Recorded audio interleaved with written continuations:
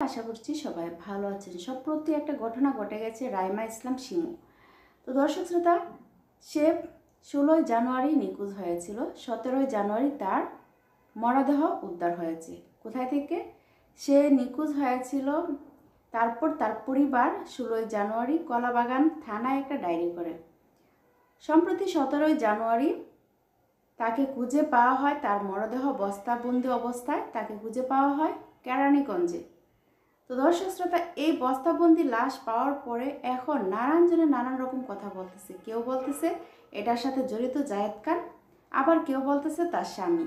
তো দর্শক শ্রোতা, এখানে অনেকে অনেকভাবে অনেক রকম কথা বলতেছে। এখানে কথা বলেছে তার সহকর্মী আছে, যারা শিল্পী সমিতির সদস্য, তারা কিছু কিছু আছে যে এখানে জায়েদ খানের বিরুদ্ধে কথা বলতেছে। আবার যে শিমুর ভাই, সে কি বলতেছে, বা শিমুর বোন সে কি বলতেছে, অবশ্য সম্পূর্ণ ভিডিওটা দেখলে আপনারা বুঝতে পারবেন যে আসলে দোষী কে, তার স্বামী নাকি জায়েদ খান, নাকি এখানে অন্য কেউ আছে। অবশ্যই আপনারা ভিডিওটা দেখলে স্পষ্ট বুঝতে পারবেন।